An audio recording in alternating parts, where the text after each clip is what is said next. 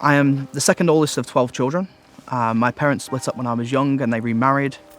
And I don't want to say I had a troubling childhood, but it was difficult. Moving back and forth with my mum and dad, being kicked out of high school, just falling in with the wrong crowd and wanting to fit in with the wrong people. When I was around 15, I woke up in the morning one day and I was getting ready for school, and I just had this overwhelming feeling that I didn't like who I was.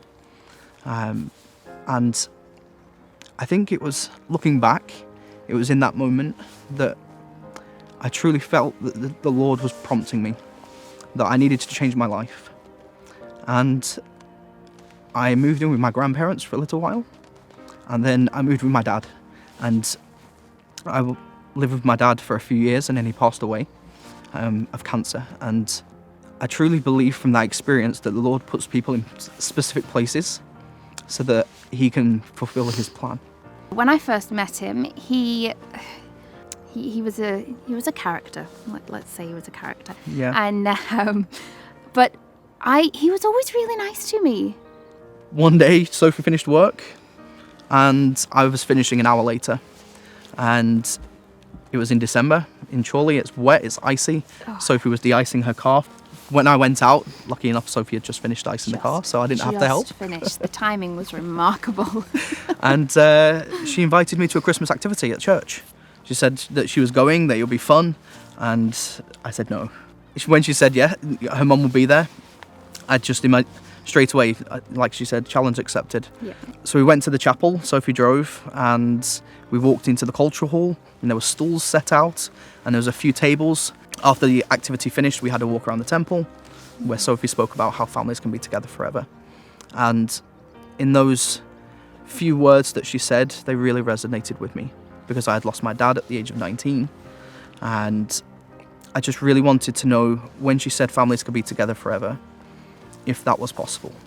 Was that something that could actually be a reality?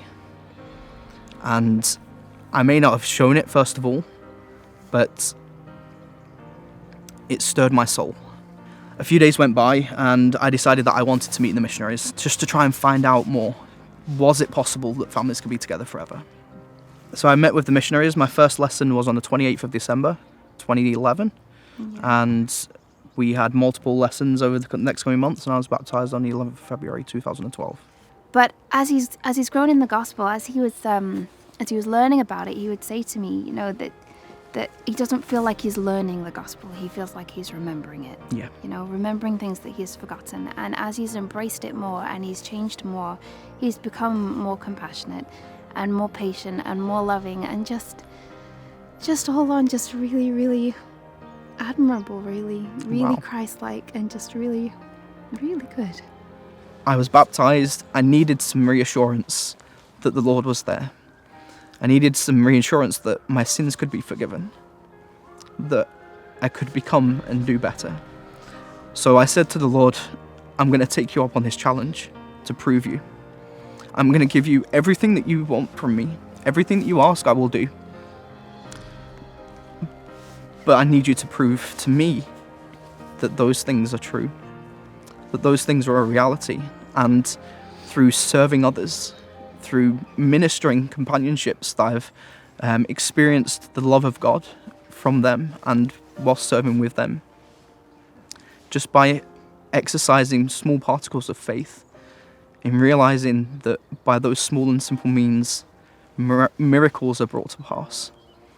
And I think that's what my testimony has been built on, that by doing small and simple things, I truly feel like I have become a different person, a new creature, as it said in the scriptures. And like Sophie said, there's more to come. There certainly is.